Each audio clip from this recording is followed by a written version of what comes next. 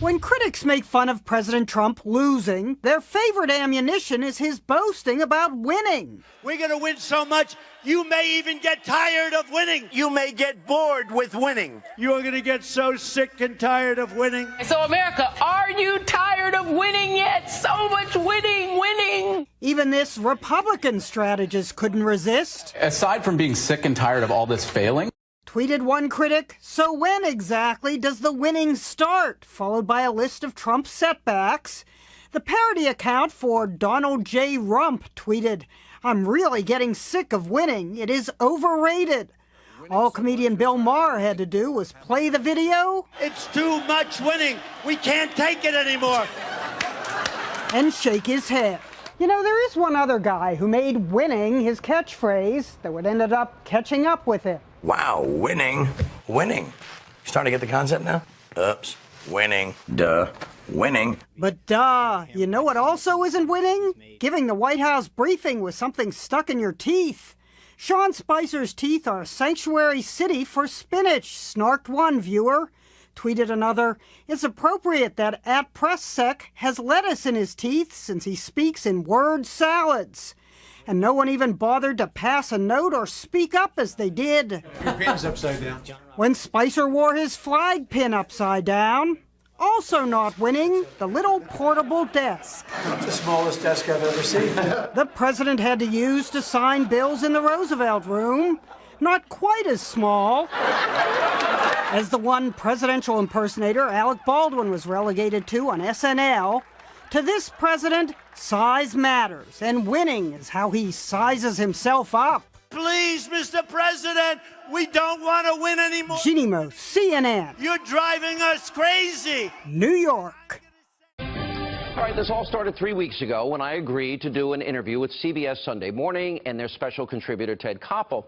Now, the interview lasted well over 45 minutes, and we discussed in great detail why there's such a great divide in America, in politics, and in media.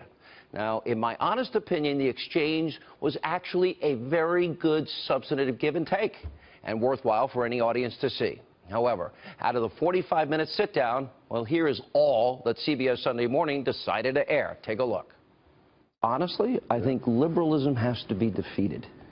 Socialism must be defeated in a political sense.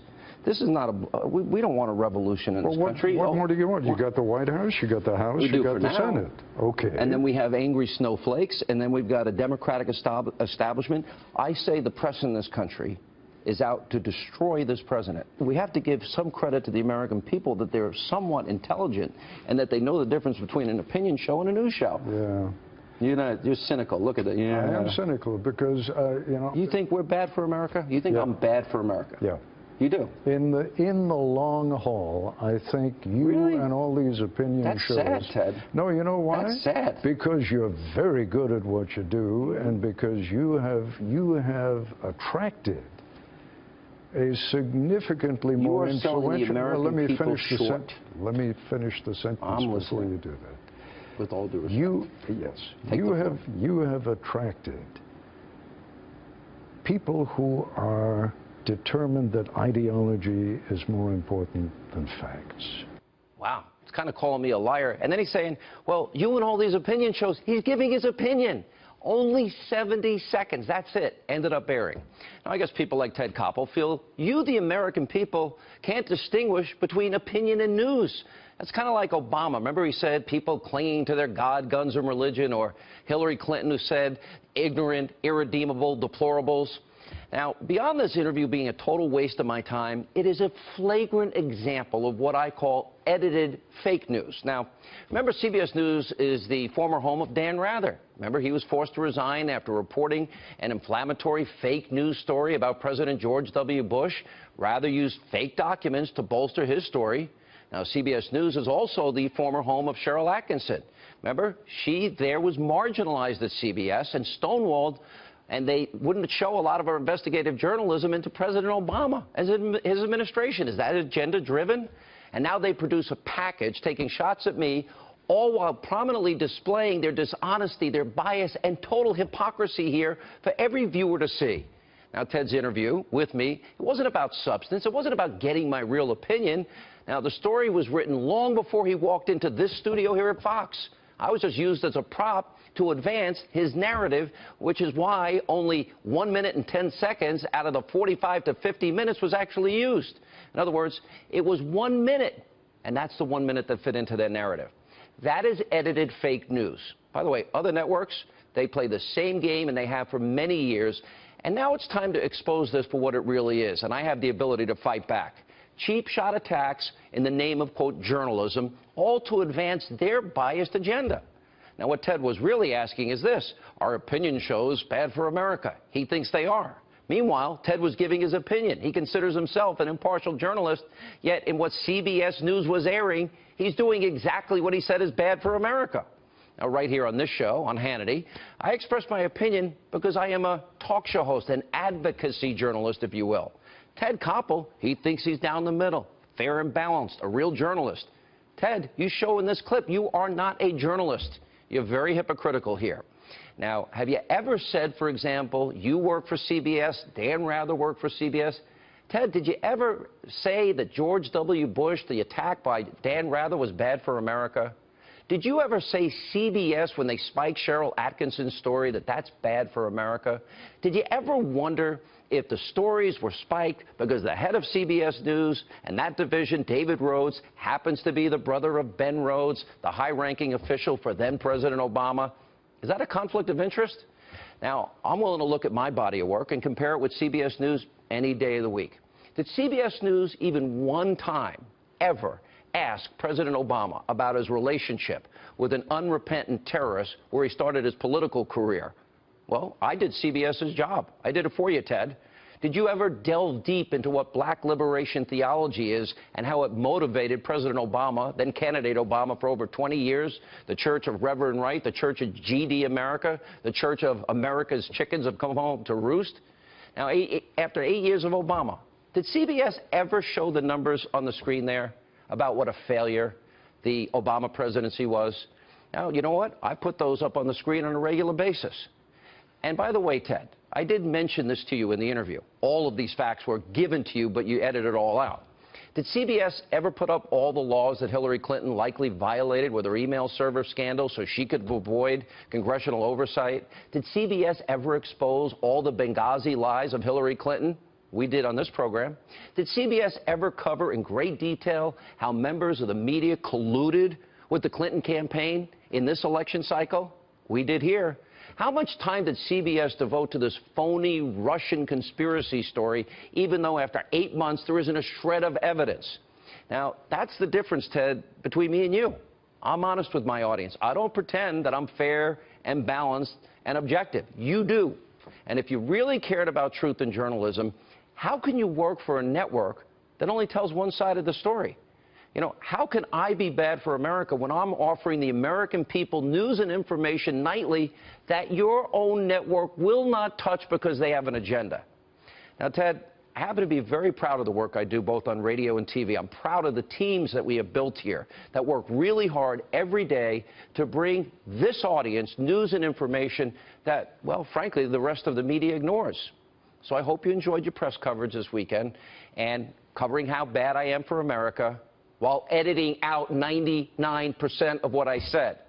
But what you really did is prove my point, that I'm right.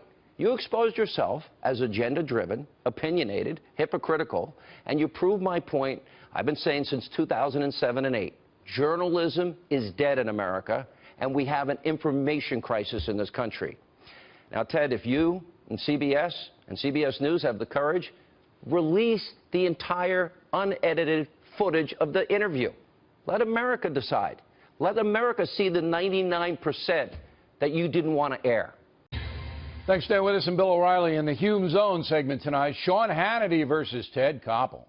For years, the former ABC News man, who now works for CBS in a freelance capacity, has decried, word of the day, decried the rise of cable news. A little more than a year ago, he came on The Factor.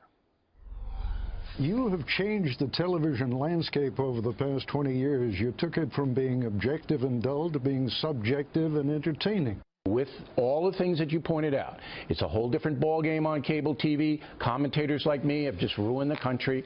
I cop to that. It's true, yeah. All right, right, I've ruined everything. Of course, I said that in jest, but Mr. Koppel believes it. He believes that TV commentary is overshadowing hard news reporting. Now, yesterday, Mr. Koppel talked with Sean Hannity and told Sean that his program was bad for America because it catered to ideology. Hannity replied that conservative commentary is legitimate and necessary because the mainstream national media is very biased to the left. Problem is the interview is heavily edited, and Sean is now asking for a full unedited portion be put up on the CBS News website. It sounds reasonable to me. Joining us now from Florida, Britt Hume. So here in the factor, if we edit an interview of significance, we post the unedited part on BillO'Reilly.com. Do you think CBS News should do that? I do. I can't see any reason not to do it. A lot of people would be interested in it, and it would drive traffic to their website, so why not do it? It's easy to do, and it doesn't cost anything, really. They have the transcript, one presumes. Yeah. So I mean, we called them today, and a former TV writer named Richard Huff now does their communications, and yeah, he basically didn't want to talk too much about it. But you're right, economically it benefits CBS News to do it. Yeah. People would go. Seems and I must say, goal. If I have to go to a news site, I go to cbsnews.com. I think it's a good news site. And you know, I mean, and I'm not saying that with any promotional aspect, but they do a nice job on their website, and they have the material. Why not post it? Why not let's see Hannity and Koppel in full flower? And if they don't, I'll put it on BillO'Reilly.com. They just send it right over to me. I'll put it right up. Now, what is the resistance that you think? Because you work with Ted Koppel. I didn't work with him, but I was there when he was there. I was working for Peter Jennings most of the time. You and I made the transition to Fox News, all right? And I didn't have a hard time making the transition here. And you did a hard news program. Now Brett Barrett took over from you. Didn't see you have a hard time working for this outfit. But Koppel, guys like Tom Brokaw, they have a real tough time with it. What do you think that is? Well, they came along, I think. Look, I consider Ted Koppel a friend, and I've always admired him. And I would note, however, that he came up and came to prominence in an era when really all there was the 3 network nightly news programs, the Sunday morning programs, and there was morning show, but that was mostly talk. And there was, you know, later there was Nightline. That came relatively late in the history of TV news, but that was a sort of a news and interview show, late at night, very successful. Very good, actually. And that was the age in which he came along, and I think that's the era in which he is comfortable. And I can understand that. This is a different universe now. I mean, there were not 3 full-blown cable news channels at the time he was in his prime, and there wasn't the amount of airtime that they had. We now have, you know, news and talk all day long. Some hard news programming at 6, and I would say also at 7 now. Sure. And then our evenings are devoted to what would be the op-ed page of TV news. And he knows it. He's a smart guy, Koppel. And I talked slowly when he was on, and I said the same thing to him. This is the op-ed page. And when you have a 24-hour news cycle, I mean, you get plenty of time for everything. You guys only had a half hour and 20 minutes if you count commercials. I think the resistance is, I have to say, that most of the standardized network news guys of the past were social liberals, not crazy left-wing bomb throwers, but social liberals, and they kind of resent the Fox News Channel's overwhelming success. Last word.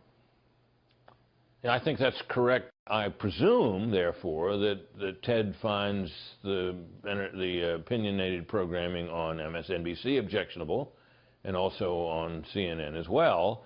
There's just a lot more opinion programming out there than there used to be, and I can understand why veterans of hard news find that unsettling, but I still think that there's plenty of room for it, and we've proven that every day. Absolutely. Britt Hume, everybody from Florida. Waters right now.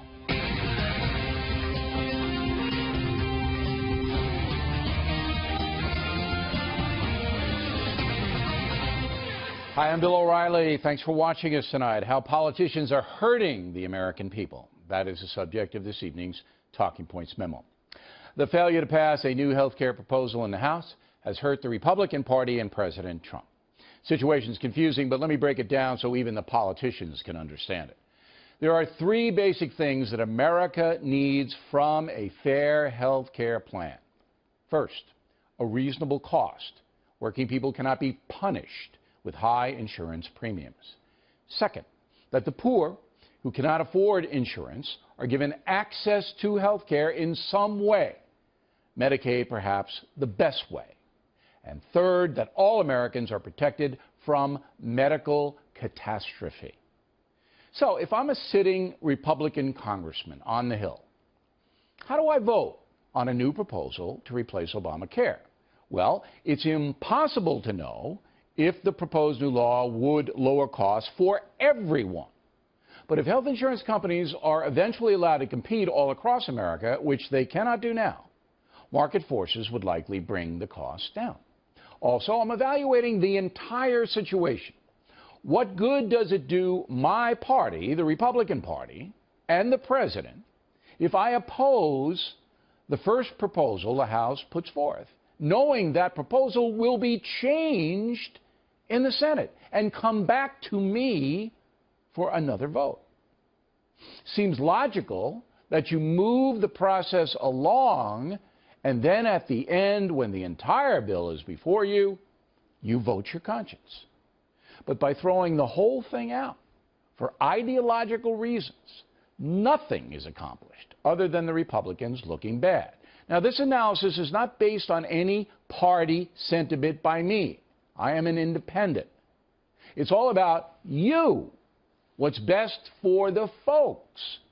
It's a given that Democrats are not going to turn on Obamacare. They support it to the bitter end. Yes, they may tweak it a little, but they want a giant entitlement from the feds that costs a fortune and hurts working Americans by making them pay higher premiums. So if the Republican Party doesn't unite, Obamacare stays the way it is, which is the situation right now. The big reveal here is that the conservative Republicans who voted against the new health proposal will not compromise. There's some members of the Freedom Caucus, they'd vote no against the 10 Commandments if it came up for a vote. And so I think it's time that the Freedom Caucus work together with other members of the Republican Party. Now, Mr. Poe has left the Freedom Caucus frustrated about the health care vote. The bigger picture is this. President Trump did get hurt by the health care vote, but it's not a catastrophe. All presidents lose on major issues. President Obama wanted to close Guantanamo Bay. Never got it done. He wanted much more social justice spending. Never happened. Making new laws very tough, as it should be. The Trump administration would be wise to move along now and try to get a new tax code. That issue should unite all Republicans who believe the free marketplace is the way to provide prosperity for the majority of Americans.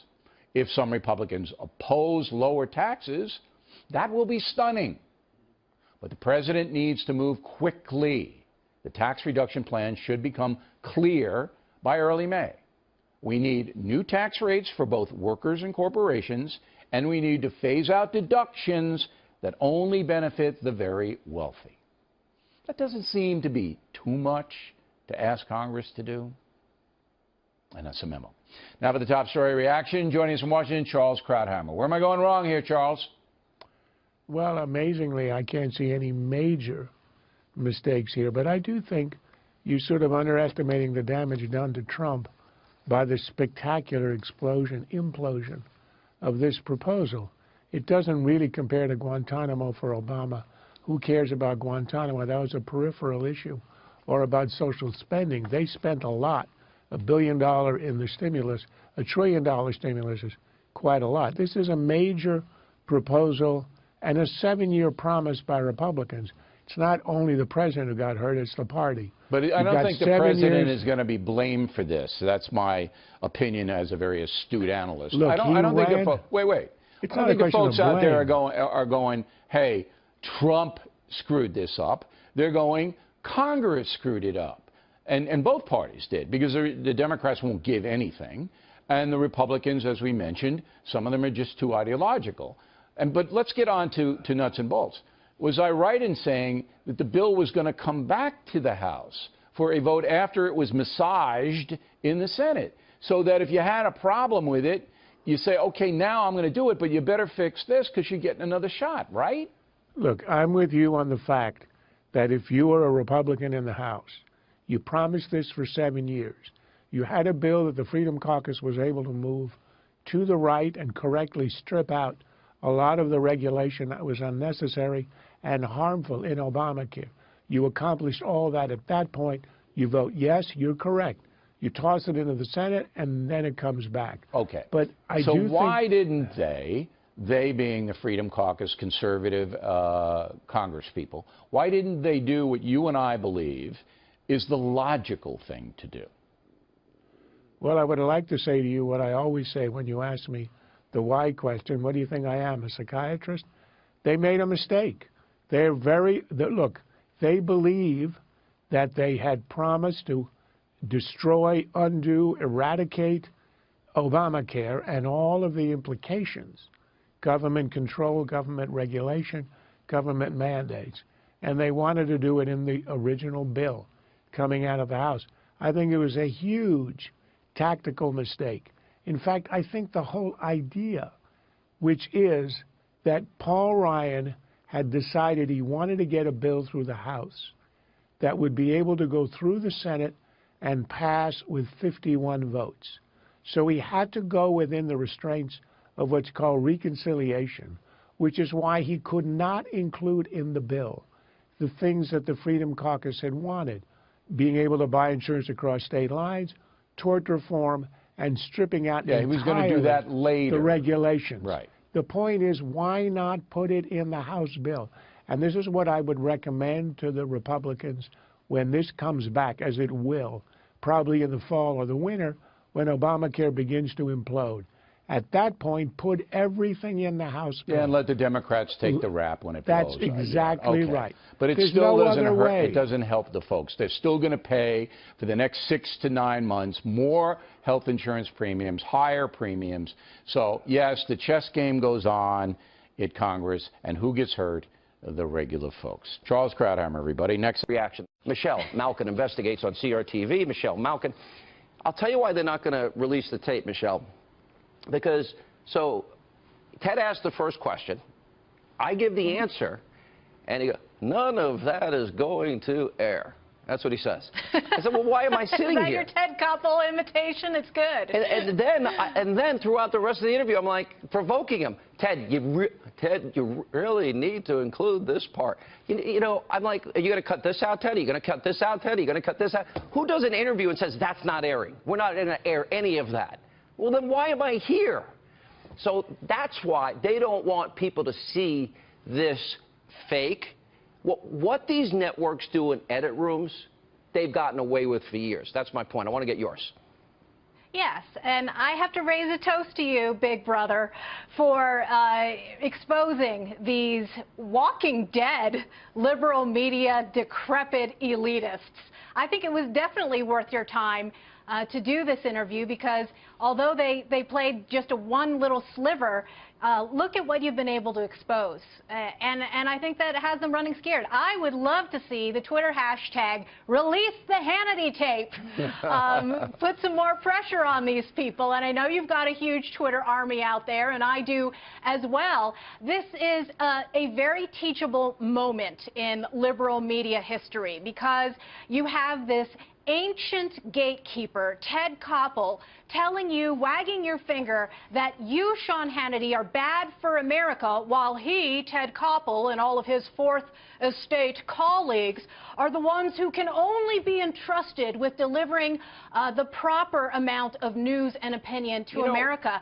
We're the ones who support diversity, true diversity in the media marketplace. These people are the enemies of diversity of thought. These people are the enemies of true transparency and a vibrant marketplace in the media. Shame on them. Because they had a monopoly all these years. And by the way, this is not personal between Ted Koppel. I actually did it because I loved when he was covering on Nightline America Held Hostage for 444 days. I don't think I missed an episode because I thought it was really imperative, important work.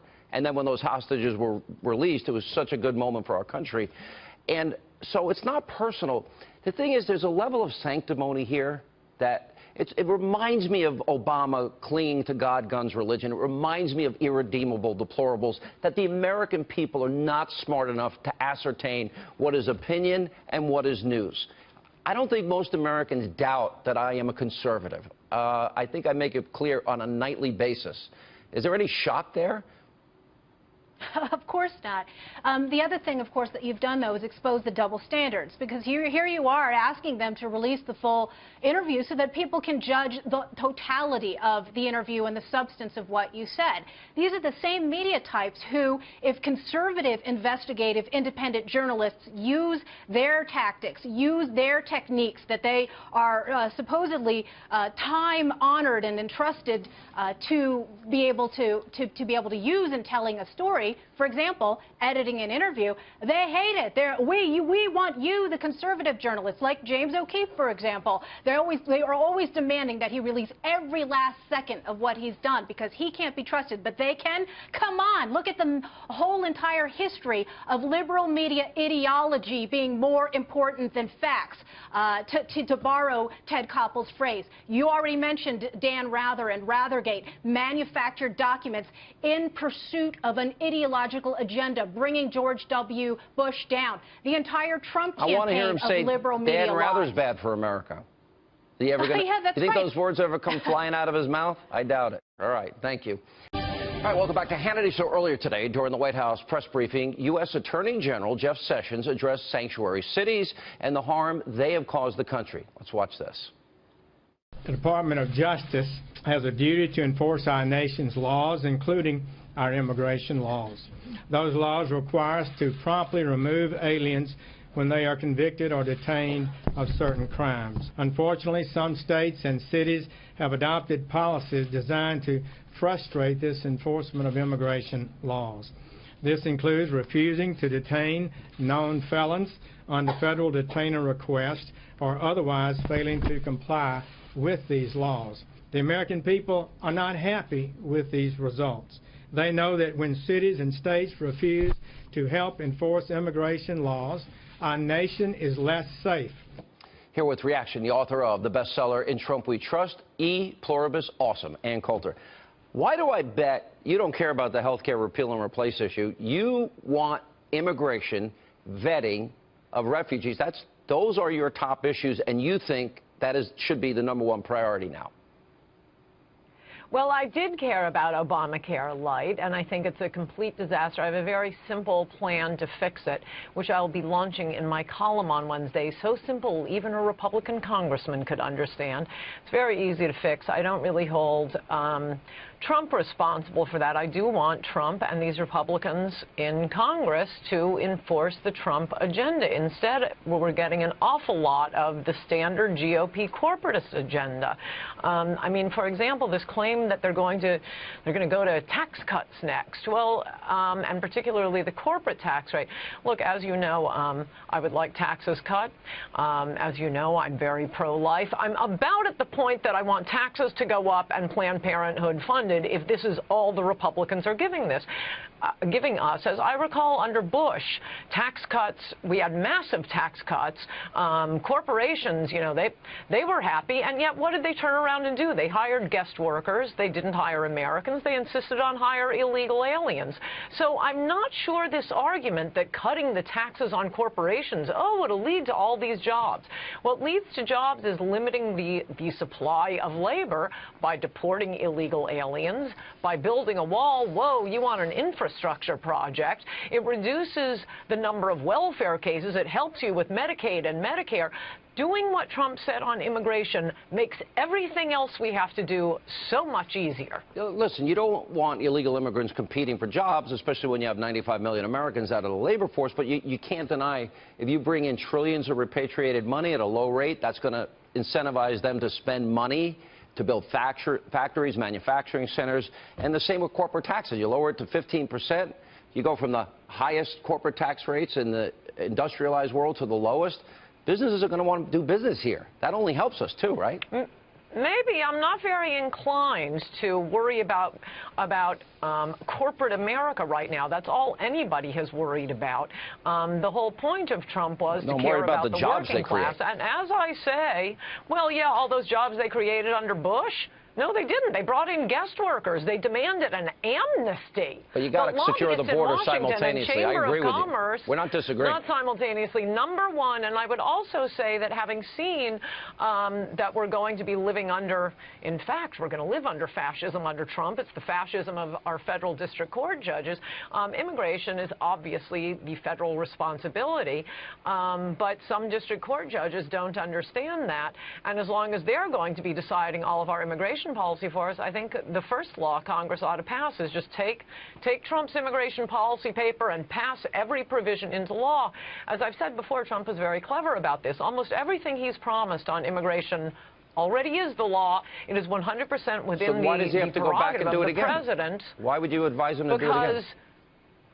Because everything he wants to do is his responsibility as the president. For example, to build the wall. He's the commander-in-chief. I mean, it's not just the law, it's the Constitution that gives the president the authority to protect our borders. But apparently some federal district judges need more than the Constitution. They will ignore the Constitution. Why not have Congress, for one thing, just for supplemental support on all of Trump's immigration policies, pass all of his immigration policies into law, and also force the Democrats and some of those weak-kneed Republicans to vote against it. I keep hearing from, I guess, what Reince Priebus said this weekend, that the new White House plan is to appeal to Democrats and reach out to Democrats. And look, Trump is a charming person. I'm sure he will be lovely to them, but I think instead of trying to get Democrat votes by giving in to them, by pushing socialist ideas, the way you get Democrats to vote for your bills is by writing bills that they can't vote against because they have to stand for re-election, as you will see with my Obamacare fix this Wednesday. All right, Ann Coulter, thank you. They want to destroy Trump. They don't want to support him, the Democrats. All right, thank you.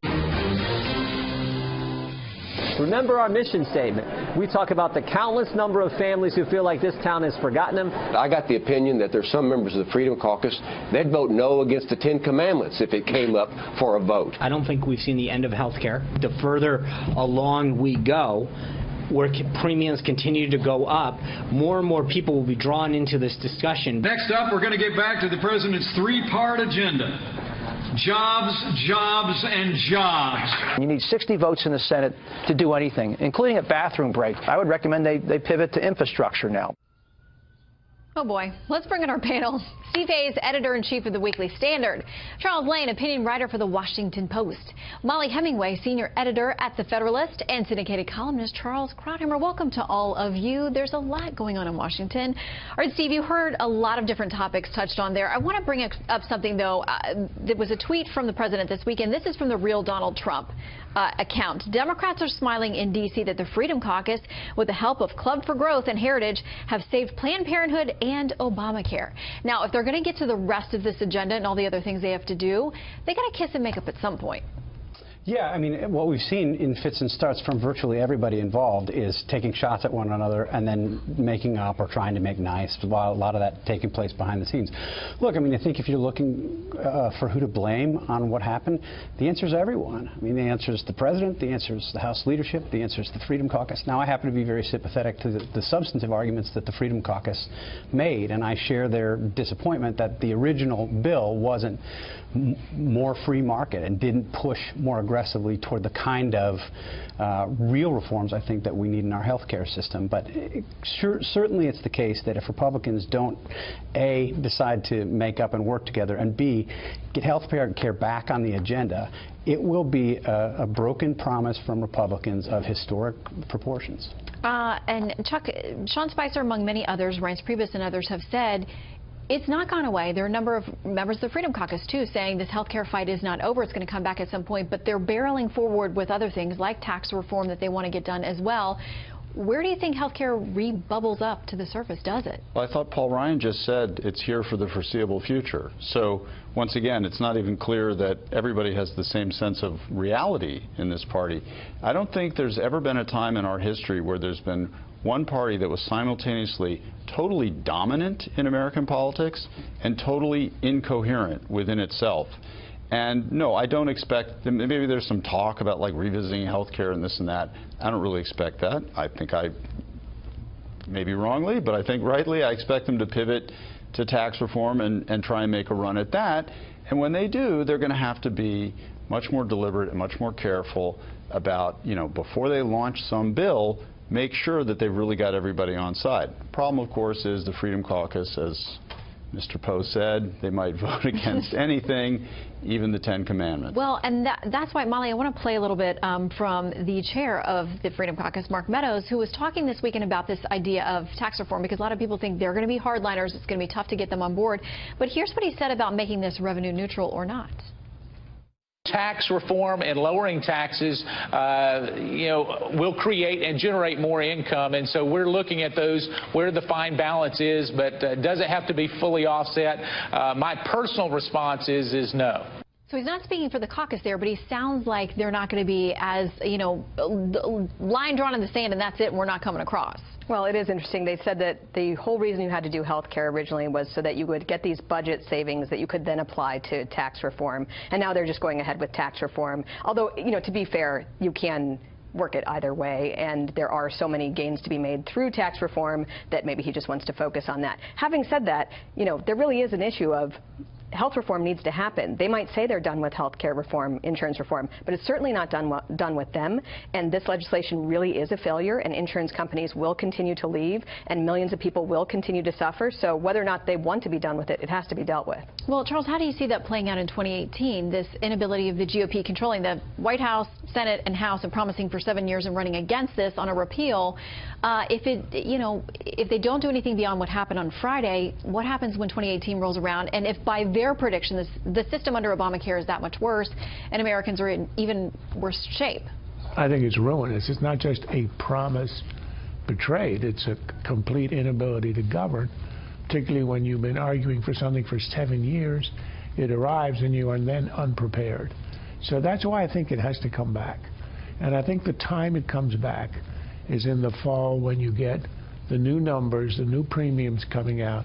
They're going to be much higher, going to be fewer choices, far more. Insurers are going to be withdrawing from the exchanges, and they are going to be in a state of collapse. At that point, I think that there'll be an opportunity. And I think what they have to do, here's the irony. I think among the Republicans in the House, including the Freedom Caucus, there would have been a general consensus on what we would want to do. But the leadership decided to tailor the legislation to fit the niceties of the reconciliation rules in the Senate. That makes no sense at all. Put everything in the bill, including what's called the Phase 3 stuff that was supposed to come later, the stuff that the conservatives want, that everybody really wants, including tort reform, including stripping out the coverage requirements, which are largely irrational. Put all that in the bill, and if it turns out that in the Senate it needs 60, well, it'll be the Democrats who have to filibuster and let the country watch them deny them a reform of a collapsing system.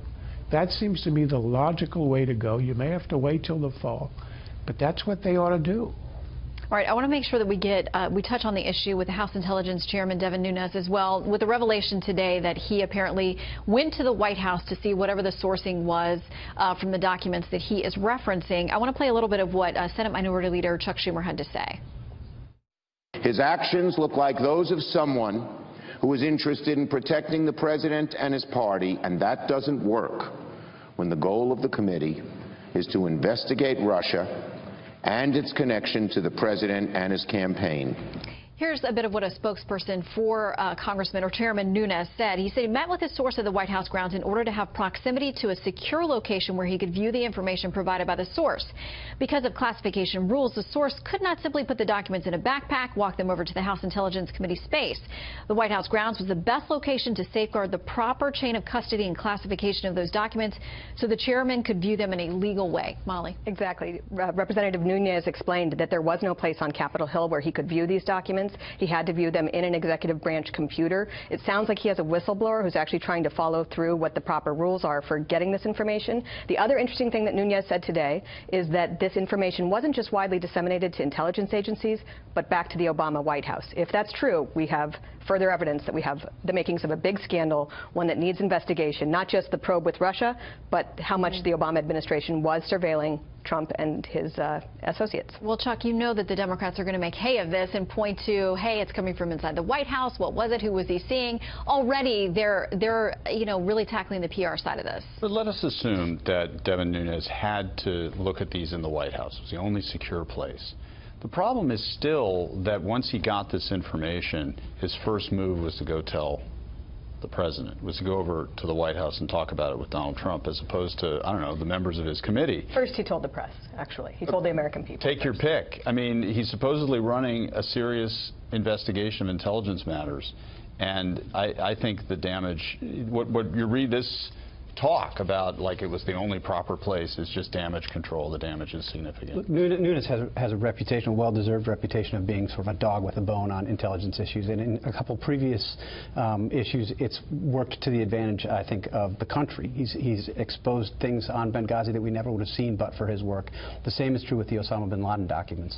The question here is what are the documents? I mean, what does he have? I just don't think we know enough about what he has to draw any firm conclusions about whether it is or is not, whether this is the scandal that Molly suggests it is, or whether it's, the scandal that Democrats suggest it is. I think we need to learn a lot more before we can draw firm conclusions. All right, so we'll have to stay tuned.